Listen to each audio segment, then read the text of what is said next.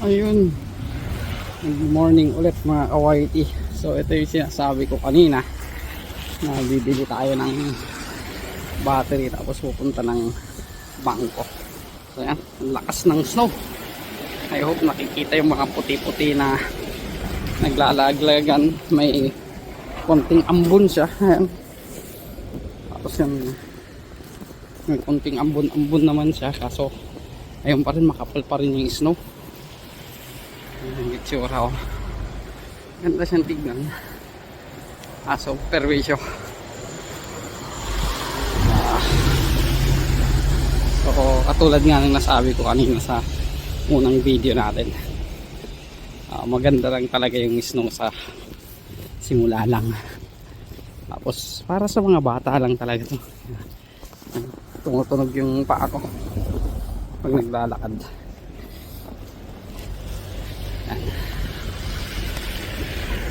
Maganda sana pumunta sa park, makikita yung mga nag-sledding. I-enjoy naman nila yung snow. Tingnan nyo, puti lahat. Ito kalsada ito eh. Yan o, puting puti. Yun naman yung main road. Wala pa yung yung nag-aararo. Meron kami dito yung street shoveler. Yan, shoveler. Yun yung naglilinis ng kalsada. Siguro maya maya ang unahan nila nakapaglagay ng asin, kaya ganyan yung itsura. Then ito maya siguro videoin ko din. Dinilinis talaga yung mga tapat ng bahay. Pinapala yung snow kasi once na may na-aksidente, nadulas sa iyong tapat ng bahay, ikaw ang may sala. So parang responsibility ng homeowner na linisin ang kanyang sidewalk na pang public. Ang kapal ng snow. Hindi naman gaano yung kalamigan kasi yung damit natin lagang doble-doble. Ang warmer ko dalawa, tapos dalawang t-shirt, tapos isang winter jacket. Tapos sa pantalon naman may isa akong jeans, naka-jogging pants ako sa loob, may shorts, tapos may isang warmer. Sa sapatos naman, ito naka-winter shoes tayo, winter boot, tapos dalawang medyas panglaban sa lamig. Yan yung kuwan ng pag-snow, pag winter time. Ang daming layer ng damit. So kung pupunta ka sa trabaho, magsusot ka ng daming layers. Pagdating mo sa trabaho, tanggalin mo na naman yung mga layers na yun. So hindi ka anong masaya actually yung kung naglalaro ka, wala kang ginagawa, naglalaro ka sa may snow, okay, masaya. Pagayahin ko sana yung hihiga-higa din eh. Pwede kang magsulat actually dito sa may snow, pero ewan ko kung makukuha sa camera kasi pangalan to puro puti. Ayan, kahoy oh. Ganda no? Ganda siyang tignan. Pero pag yung parang matagal ka na nagkakaroon ng snow, hindi na-experience snow, parang common na lang sa'yo.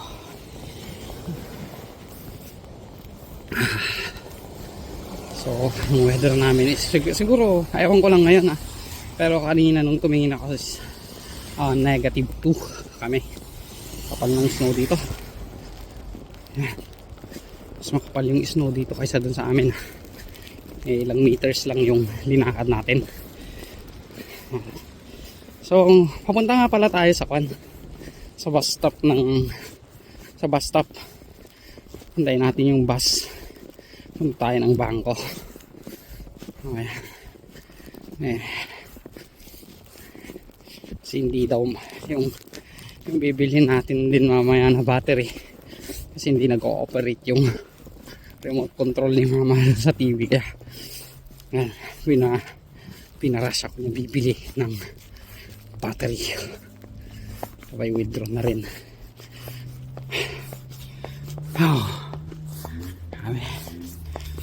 Nararamdaman ko na yung lamig sa paa ko.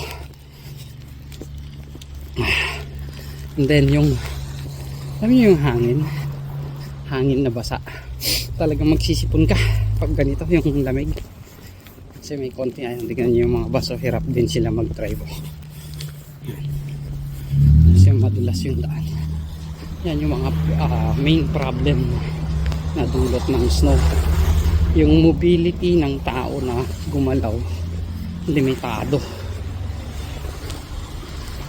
Kaya yung iba hindi, yung mga nandito, yung mga taga rito, medyo matagal na ayaw nila snow.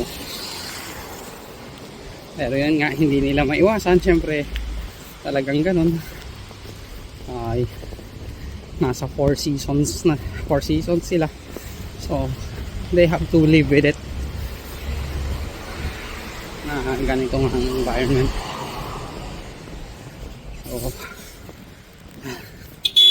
hintayin natin mag pangalan nun, mag walk yung pan dito. So ito yung laging nabibidyoan na street na na-upload ko kasi ito yung daanan, hingal malamig talaga. Hintayin natin mag walk. So ito po yung Ninth Street, intersection ng Ninth Street and 49th Avenue.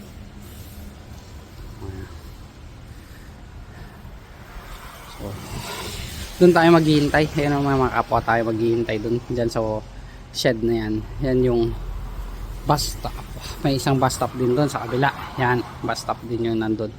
Yung papunta yung bata doon, ay yung babae doon. Yan. Grabe, naglalaglagan ng snow doon sa may puno. Pag kumangin, yan o. Hindi ko maikuha na. Naka-gloves kasi tayo, hindi ko makontrol yung ating, yung pangalan nun, itong ating camera. Hindi ko makuha na yung kapal ng snow sa ulo ng ano. Kasi shave lang yan. Ayun, pwede na tayo mag-cross. So yan ang itsura ng kalsada pag snow. Madulas nga, madulas siya.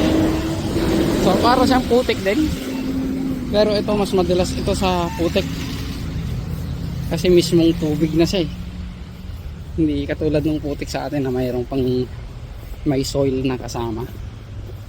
Dito talagang kahit ano pa, kahit naka winter tires pa eh, dumudulas. So balikan ko kayo mama.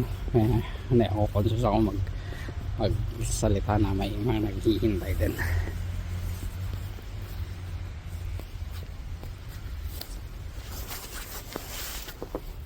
Ayan, umalis ako dun sa bus stop kasi 15 minutes pa. Eh kung lalakarin natin yung destination natin, ganun din yung oras, kaya to save time, maglakad na lang tayo. Enjoy nyo na lang yung scenery, no? Ayan. So pupunta tayo ng Fraser Avenue, Fraser Street, kasi yun yung parang talipapa dyan sa atin, parang ganun yung Fraser. So mayroong mga avenues lang na mayroong mga talipapa. Dito isa yung sa Fraser. Meron din tayo sa Victoria na parang talipapa din. Tapos karaniwan na malls na maganda siya. Parang gusto kong tumalon din. Tapos gayahin si Sir Mike na mag dive sa snow, kaso kulang pa yung kapal niya. Mas makapal yung snow nung pinuntahan nila sa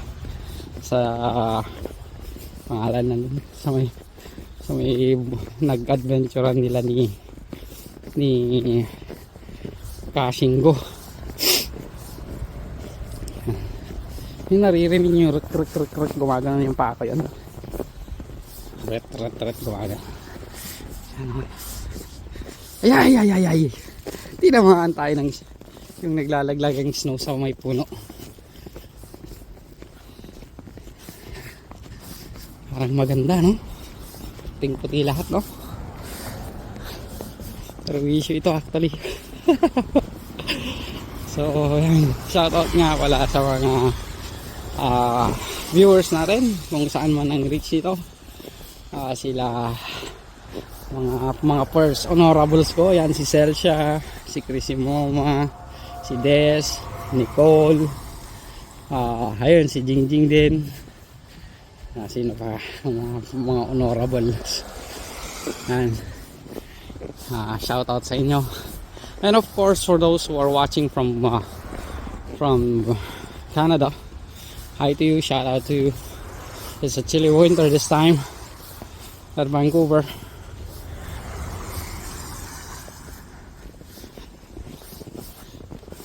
Ayun, sinubukan ko lang mag-English. Ang ganda ko.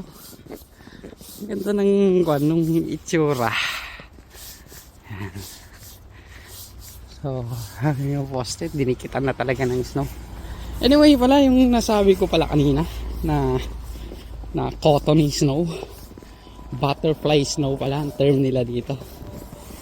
So I will be expecting a lot of butterfly snow hanggang until Tuesday morning. Yun yung kan natin, butterfly snow. So kakapal pa tayo. So most probably baka hindi lang 20 centimeters ang abutin natin ng snow ngayon. So yeah. Yung paglabas ko kaninang umaga, yung video ko na 4 minutes, naalala ko yung first time kong magka-snow dito.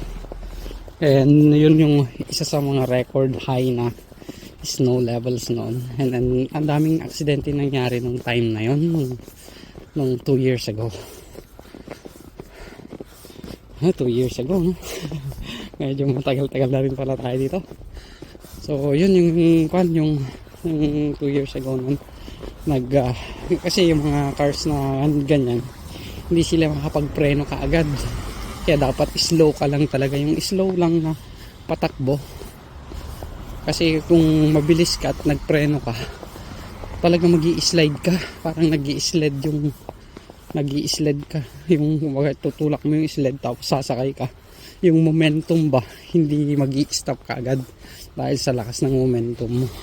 So better to be safe, yung slow lang na patakbo, para kung nakapagpreno ka, hindi man kumapit, yung momentum mo is hindi ganun kabilis, hindi ka maaksidente. Nangyari nung last year, meron yung mga iba nagbibilis, kaya meron mga banggaan yun, nung 2 years ago.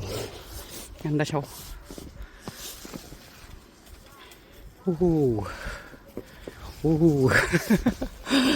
Ayun hangin gulo. Dito muna tayo naglala. Lakas ng hangin yun. Naglalaglagan yung mga snow sa punong kahoy dahil sa hangin. So may mga 4 blocks pa tayo. So yun din yung first snow ko nun, yung nagkan kami first, yung gumawa ng snowball, tapos nag-drawing din sa mga snow. Hindi ko lang nasubukan dito is nag-sledding, snowboarding, ganun, skiing. Pero babayad ka pa na, tsaka matanda na tayo, baka tama yung sinabi ni Sir Mike nung nakaraan na uy, matatanda na tayo, mahirap na yan, sabi niya ganun. Yung snowboarding, lalo na maraming puputulan ng buto sa snowboarding kasi naka-fix yung paa mo dun sa may board. Kumbaga hindi mo maiiwas talaga kung sakaling nag-twist yung paa mo, hindi mo maiiwas. Pati yung skiing, maraming napuputulan ng buto. Kaya yung pinapakita lang kasi sa mga videos is yung magaganda, hindi nila pinapakita yung nabibisgrasya sila. Kaya yun, pasensya na sa shaking ng camera pala kasi yung mga natutunaw na yelo sa jacket ko pinapagpag ko. Malapit na pala tayo dun sa may puntahan natin, siguro mga 3 blocks pa. Pag sinabi palang blocks dito sa bandang US or Canada, in between streets yung tinatawag na blocks. Yung mga main street nila parang graphing paper. Bawat intersection ng mga main street, yun yung tinatawag na block. So first block, second block, ganun sila. Pero dito sa may lugar natin na napuntahan, yun yung nadi-divide naman siya ng avenues at saka streets. So hindi siya first block, second block, ganun. Hindi. At sasabihin nila yung intersection pag may at. Sa Suri naman ganun, numbers naman yung sa kanila. Dito is pangalan yung avenue, and then yung street sa kanila is puro numbers, parang 100 at 99, parang ganun sila. 20 at 40, mga ganun sila sa Suri. Pero dito sa bandang Vancouver, pangalan, may number pangalan, parang Victoria at 28, parang ganun. Kung sinabing at is yung intersection. Marami rin tayong kasama naglalakad. Lamig. And basaan na rin ang ating jacket, hoping na hindi tumagos kasi itong jacket natin is from China. Nabili ko sa online, mura kasi siya, less than $20 siya. So ayun, binili ko. Tapos nung trinay ko, okay naman siya nung, syempre nung bago pa. Siguro magwa 1 month pa lang naman sa akin tong jacket na to. Pero lagi kong nagagamit kung nagpi-fishing kasi ako. Kumbaga yung film niya nung bago, medyo durog na siguro. Ganda nito, oh. Puting puti siya, oh. Close up natin yung yan. Yung ano to, snow. Yan siya. Alam niyo yung kwan talaga, yung ang katulad ng snow is yung kumapal yung nandun sa may fridge, yung makapal na yung yelo niya, yung napabayaan bang linisin. Yung malambot na parte niya, yung kumbaga sa ibabaw nung makapal na ice na namuo doon sa ref. Yung malambot na parte, yung pagkuskusin mo is malambot. Ganun. Ito yung shoveler na sinasabi ko. Yan. Funded by the city government. Yan. Nagsha-shovel pag snow. So yun yung kanya itsura nung snow parte. Nag-reverse. Yan. Balot na balot tayo. Halot na balot tayo. Balik ko lang yung view. Na-prepress kasi nakagwantes tayo. Tanggalin ko muna. Oops, tik pa tayo na naman. Tik tayong na hulugan ng snow galing sa puno. So ayan na, malapit na tayo. Yung pupuntahan natin na street na sinasabi kong parang talipapa nila dito. So dito yung puntahan ng mga, sabihin natin, mga may di-describe ko ba siya, sa bagay comment na lang yung mga taga Canada kung mali yung description ko. Sabihin natin middle level earners, dito ang takbuhan nila sa mga talipapa. Mga above average naman sa mall ang takbuhan nila, it's Costco. Yung mga takbuhan ng Costco, kundi man yung malalaking superstores.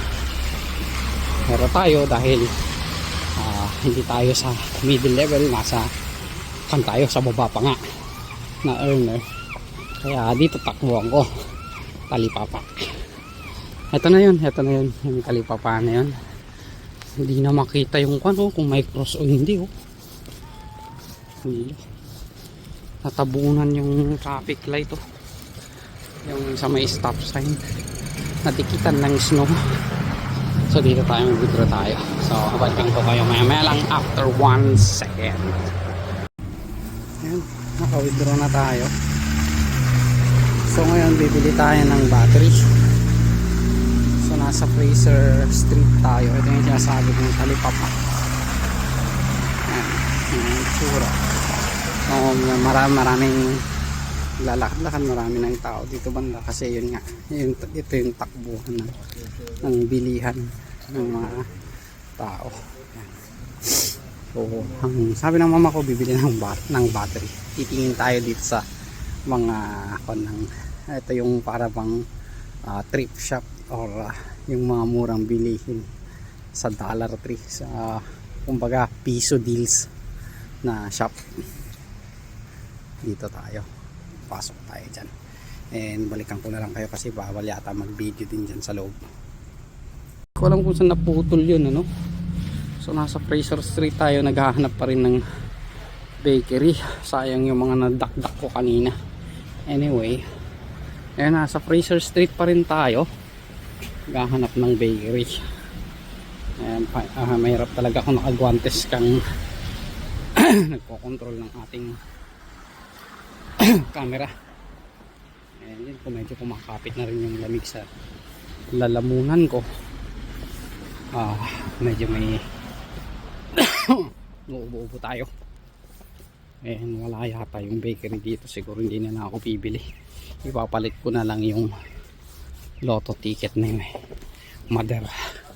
O puntahan kaya natin yung pandon, yung Save on Foods pala. Pasyalan na rin natin. Yan. Hindi ko alam kung bakit naputol yung kanina, sayang yun. So ngayon yung pan dito karaniwan, usually pag off mo tapos sweldo, ayan, pupunta ka dito sa mga ganito. Ito yung isang bakery. Okay, pasok tayo. Mamimili-mili ganyan. So tiin tayo ng tinapay na makukursundahan ng mother ko. So most probably itong mga sandwiches, mga ganyan. This is nice white bread. Ayaw nila. That's siguro multi-grain wheat bread. Medyo maganda to. It's $3.15. Mahal, pero okay na rin kasi sabi niya baka hindi tayo makakuha ng ayuda, bili ka na lang ng mga tinapay, pandesal nga niya. Raisin bun, ano ba yung kanila dito? Tingin tayo. Yan. So, maganda rin yung ating pan yan, ano? Video natin. Napasok tayo ng bakery. Ito maganda. Dami tinapay. Makapili. So siguro kukuha tayo ng nito. Kasi yata ito sa paborito ng mama ko. Meron din tayo nito dito, butsi-butsi ba tawag sa atin dito. And sa kabila. At yun, kuha tayo siguro ng isang ganun. Tumitingin ako ng yung buns ba kumbaga. Bigay naman, malaki naman yung binigay ni mama, pero butter roll bun, puro buns lahat, raisin bun, wala sila nung nutri bun. Naghanap ng nutri bun. Siguro cheese bread, ayoko yung cheese bread, cheesy. Thick slice, multi-grain whole wheat, ay maganda, tinapay. White bread, ayaw ni mama yata yung white bread na ganyan. Kuha tayo ng dalawa nito. Yan. Tapos kuha tayo ng ito. Bahala na mapagalitan mamaya, hindi ka marunong magpalengke, sabi nga. Talagang pasensya na sa ikot-ikot ng camera, madulas yung ating gloves. Dapat tinanggal ko na lang. Saglit lang. Paano ba to? Ano natin gagawin? Yan. Saan pa kaya? Ano naman to? Coconut cream bun. Huwag na.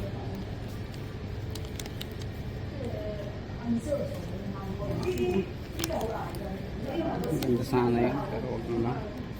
Tama na siguro to.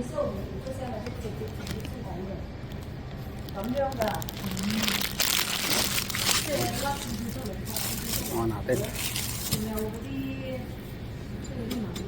hoping na may pangpalit sila. $15.05. And good. Now, $15 lahat yan. Ngayon, nagmamahal na rin actually dito. Mahal na rin. 5 cents? Huh? Yeah, 5 cents. 5 cents? I'm not sure.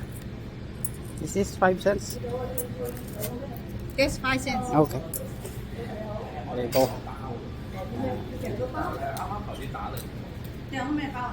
白色嗰只包，白色嗰只你打嚟呢度？係啊，啱啱打嚟呢度。幾時啊？冇聽過啊？啊，冇打過嚟啊？話同大樹出邊，我啱啱打係。你打唔係呢度，肯定唔係呢度。你要咩包啊？我有白色嗰只方包。方包。Do you have any bags? Could I have a bag?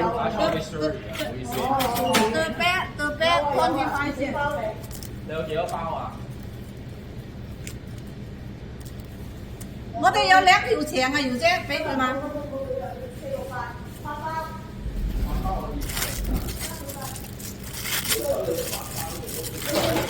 25 cents。 How much? Yeah. Okay. Yung 25 cents yung bag. Lunch lang natin ito. Pili natin. Natin hapay. Puro mag-1 hand na lang ako na gloves. Kasi pangalan to. Ang hirap i-control yung ating camera habang bumibili tayo. So next is punta tayo ng Lotto shop. Tapos ipalit natin yung ticket ni mama. Okay, magkakalapit naman, di naman ganong kalayuan. So ganyan lang yung pan ng ating mga snow. Yan, ganda ng yan, mga shrubs yan mga yan. Tapos tayo sa tinapay, tapos tayo sa battery. Yung Lotto ticket na lang kulang natin. Then uwi na tayo, maglalakad ulit tayo. Ewan ko, medyo mahaba-haba na yung video din. Oo. Ayan yung yan, tignan nyo, maaraw siya pero nag-i-snow. Panong hangin doon sa may kalsada na yan, ewan ko na hagit pa or nakikita nyo yung hinahangin na snow. Yan pa lang isa no, na nagpapalamig yung hangin. Pag humahangin lalong lumalamig. Yun yung tinatawag nilang winter chills. Winter chill. Kumbaga kung 1 degree mayroon yung certain na hangin o bugso ng hangin, pinapababa pa niya yung temperatura. Kaya kahit na sabihin mong 3 degrees, pero kung mahangin naman, nagiging 1 degree na lang yung pakiramdam ng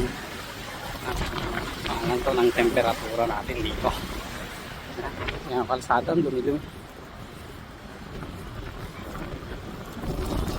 Basically ito, naghalong dumi ng kalsada at saka yun, yung tubig at saka snow. Kaya ganyan yung color mud. Tapos tayo, malapit na tayo dun sa palitan ng ticket.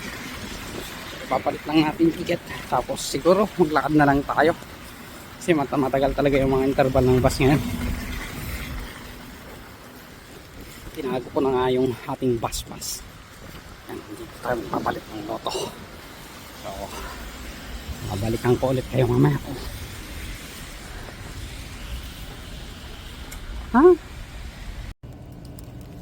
Yan, babalik tayo. Naipalit ko na yung free play na ticket ng mama ko. So it's time to walk home ulit. Yan, palit ako ng guantes kanina, biglang namatay nung nandun tayo sa loob. Sayang, nakita nyo saan yung ewan ko kung nakuhanan yung nasa loob. Yeah, Yan, so lakad tayo. Hintiin tayo ng mga bahay-bahay, mga alis, mga bakali. Ito usually kan din, pinalakad-lakad namin ng sister ko daw. magkakama, hindi ganyan sasabol. Ganyan din gagawin ko mamaya, siguro video ko din. Pag ganyan, titignan ko kung mayroon lang pwedeng gawing stand. Buti pa si Mildred at nakabili ng siya ng kanyang gimbals. Ewan ko kung ano yung gimbals na holder ata ng cellphone na anti-treble ba? Anti-one. Yung hindi siya pangalan to, hindi siya yung magalaw. Buti pa siya nakabili na ako, wala. Ganda na, no? So ganito nakakapal yung snow. Kanina mas maliit. So siguro nga abutin namin yung 20 centimeters na kapal. Yun naman ang sabi din sa weather kasi we'll be having 20 centimeters of snow. So mamaya pagdating natin doon sa bahay, mag-shovel tayo ng snow tulad nila. Pag-shovel na sila. Yan. So mabalik tayo sa mga usaping snow. Yan mga nangyayari sa mga walang garage. Kapalo. Yung maganda lang siya talaga sa una. Pero pag yung a few days na nakikita mo na tong snow, hindi na siya ganong kagandahan. Ang isa pa nito pag gabi, maganda kung gabi kung malalo na kung maliwa, yung maraming ilaw. Oh my god. Yung nahangin na snow, oh my god ako kasi natapat tayo dun sa kahoy na nahanginan, nagbagsakan yung snow. So yun nasasabi ko kanina na yung paggabi, tapos may mga ilaw, yung street lights, ang gandang tignan yung snow. Magkakansa yung para may yung reflective property ng water na i-exhibit paggabi na may ilaw. Pag titignan mo yan, medyo may sparkle, meron mga rainbow effect, mga ganun yung kuwan ng snow paggabi na may ilaw. Kaya ang ganda niyan tignan. Maganda naman siyang tignan talaga. Kumbaga yan naman yung beauty ng winter. Yan. Pero sa mga common, kako nga kanina yung mga taga rito na yung sanay na parang wala lang sa kanila yan. Parang ganun din sa akin, parang wala na. Pero siguro yan, kung linalaro mo and then ini-enjoy mo yung season, yun, hindi ka gaano maboboard. Lalo na kung mahilig ka dun sa yung mga nasabi ko kanina din na snowboarding, skiing, mga ganyan, sledding. Yan. Mga bata ngayon sigurado ko nasa parks nag-sledding sila. Mga toboggan, enjoy ng aso. Hello. It's okay. Hello. Yung aso niya, ni-smile lang ko, lumapit. Yung German Shepherd na aso. May sorry pa yung may-ari. Mabait naman yung aso niya, dapat di siya sorry. Mabait naman yung aso niya.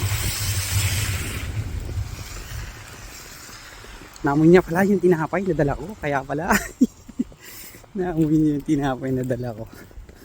Kaya, oh my god. Oh jeez. Tinamaan tayo ng medyo makapal na snow sa ulo. Hindi niya nakita dito sa camera. So yung snow, pag tumatapak tayo, rat gawakan. Parang buha, parang buhangin. Yan.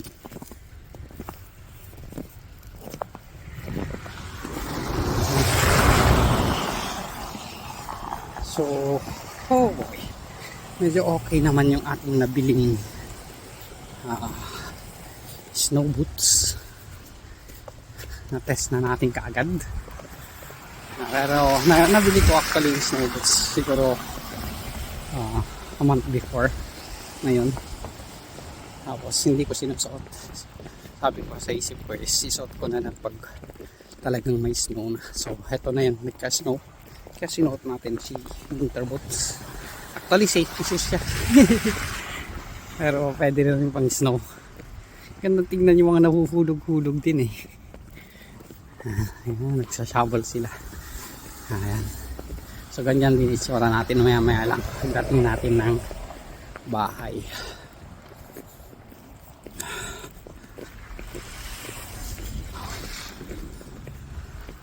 Alam nyo, parang ang daling tignan yung wag ganyan.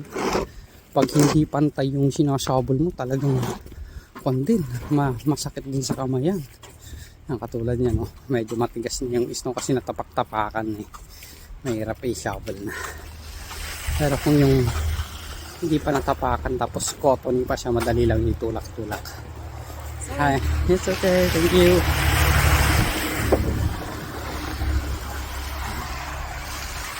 Boom! Kita niya? Laglag. Parang ganun yung nalaglag sa ulo ko kanina.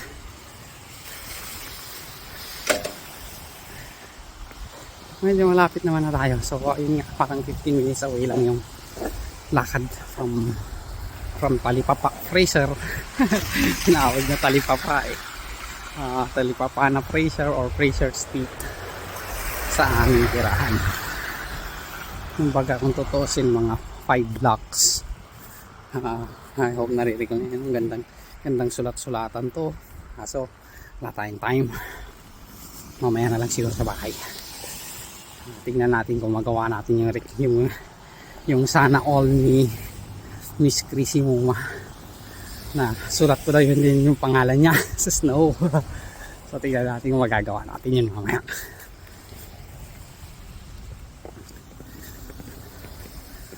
Or maganda siguro ang idea din, baliling na lang isulat natin para collective na, hindi particular, pero gagawa pa rin tayo ng kay Chrissy.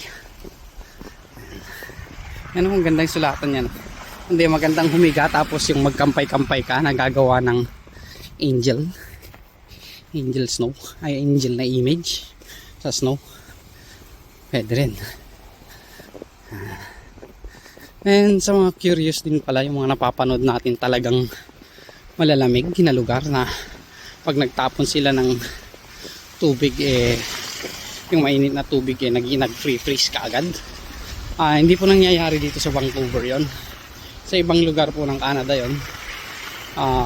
Ang place na alam kong nagkakaganon is sa Nunavut na territory ng Canada. Malapit na ng Arctic region yun, malapit na ng Alaska yung Nunavut. Doon talagang malamig. Yun yung siguro pag iihi ka nga magyeyelo din eh, kasi yung mga kape o pinainit na tubig na sinasaboy nila nagiging snow ka agad eh. Kaya baka pag ihi mo din ganun din mangyari kasi medyo warm pa yung ihi mo eh. Ayan. So susunod nito, after yung winter season, iba na yung malalaglag sa mga puno, hindi na snow. Yun naman na yung panahon ng ating cherry blossoms. So abangan natin yung mga video na yan. Then, naglalaglagan sa ulo ko. Nalalaglag na snow galing sa puno.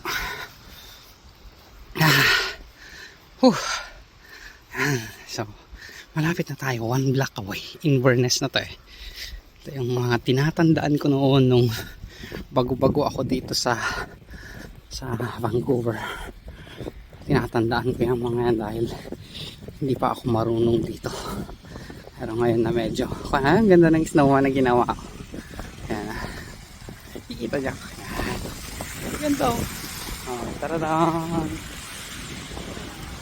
Snowman.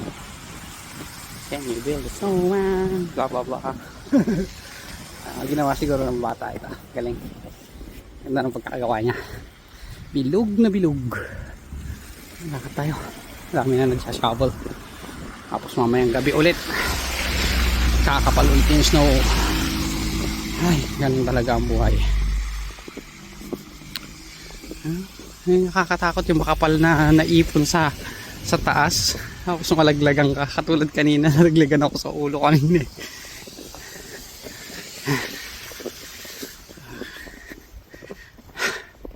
I hope hindi kayo na boring sa ating mga nakikitang puting-puting snow.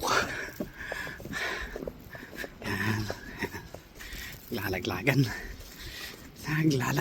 dahil sa hangin, and medyo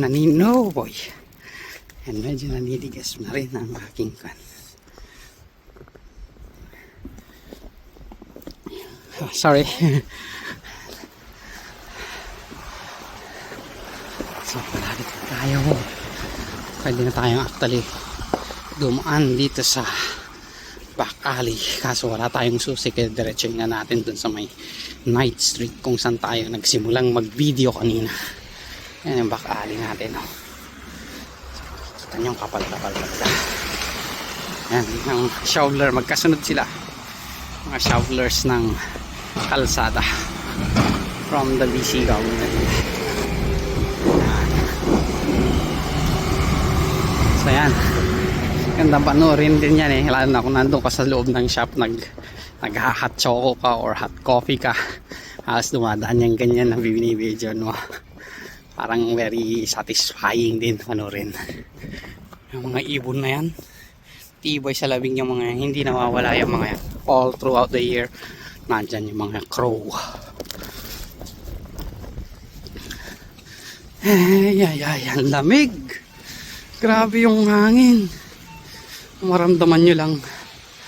Oh boy, yung lamig sa Baguio times 3 dito.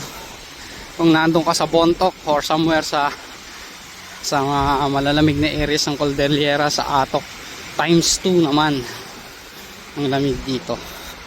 So usually yung mga taga doon na napupunta ng Canada sa Cordillera, yung malalamig, yung nag-frost din, parang sanay na rin sila dito dahil medyo magkalapit lang, parang times 1 or times 2 lang ang lamig.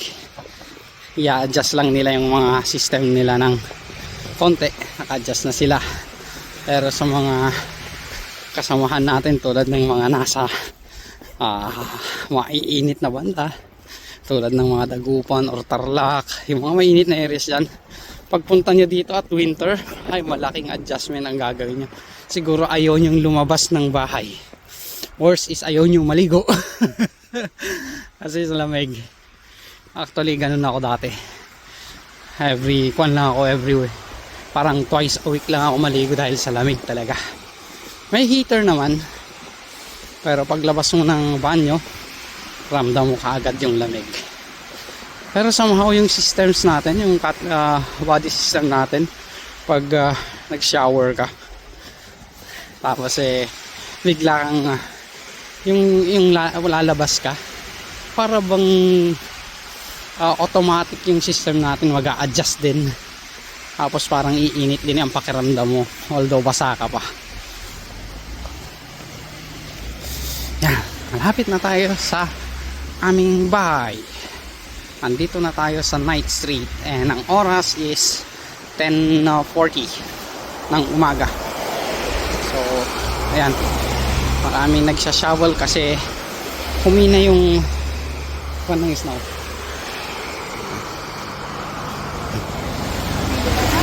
Hello. Ayun, nakita tayo nagbi-video ng snow. Nagbi-video din kanina yung babae kanina kaya nag-hello siya. Mga masasayang neighbors.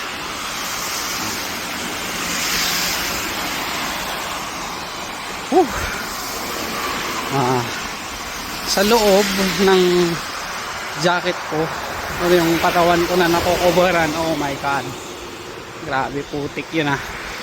Ano, kikita nyo yun, tumatalsik na yan, natalsikan tayo, natamaan tayo ng sharp nail ng putik na galing sa kalsada ng bus. Kumbaga parang nag-i-slide na nga yung bus kasi hindi naman mapigilan talaga. So ayan tayo, hanitigas na rin yung aking kamay, malapit na tayo sa ating bahay. Yan, rat.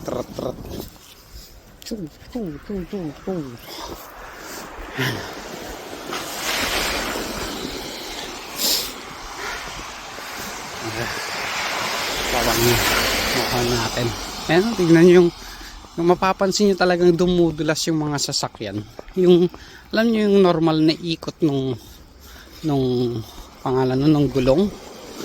Parang mas mabilis sa normal na ikot yung gulong para makausad yung mga masasakyan. Obserbahan natin to. Ayan o. Kita nyo yung ikot ng gulong. Mas mabilis. Kasi hindi gaanong kumakapit ang ating mga gulong sa kalsada. Kaya yung bus kanina nagtitilamsikan yung mga lanton, yung maruming ice, maruming snow sa atin dahil parang nag-i-slide siya. Pero kung maganda ang speed mo, hindi gaano magtitilamsik. Malapit na tayo. Matigas na rin yung kamay ko. Tinanggal ko yung gloves ng kamay ko na nakahawak sa camera, kaya medyo naninigas na rin. Buti na lang mainit yung katawan natin. Actually medyo nagpapawis nga yung likod ko eh. So maganda ang ating outfit. Yung lang hindi na cover ng ating outfit ang malamig. Tulad ng mukha natin, kamay natin. Yun lang kasi yung mga naka-expose. Pero sa general, sa katawan, wala naman tayong problema. Hello. Yun. Yan. Grabe ang snow talaga. Magaganyan din tayo maya-maya lang. Nanigas na oh. Naglagay ulit sila ng asin. Kita nyo mga spot na yung maliliit. May asin yun. Naglagay sila ulit yung mga puti-puting iba. Asin yan. So, ayaw ko kung maglalagay din tayo maya-maya lang. Pagdating natin ng bahay. Mga 3 houses pa o 4 houses pa bago tayo makarating sa ating destinasyon sa bahay. So, stop tayo sa fishing ngayon kasi malamang frozen yung mga lakes. Pero ang ganda sanang ma-experience din yung ice fishing na tinatawag. So ewan ko lang kung sakasakali kung ma-freeze talaga yung lakes na parang sa lugar ng Ontario, yung mga yan, mga Quebec or sa Winnipeg, nag-free-freeze talaga yung kanilang lake. Nakaka-ice skiing sila, nakaka-ice fishing din sila. Ewan ko lang kung nangyayari din dito sa amin sa Vancouver yung ganun. Ito na yung bahay. Dito na tayo. So, ayan yung pinala ng pamangking ko to kanina. So, itutuloy ko lang din. Ewan ko kung nagpala siya kanina lang. Ayan. So, end ko na rin kung saan tayo nagsimula mag-video. Maraming salamat sa pagtsatsaga, panood ng ating video. Maraming salamat. Bye.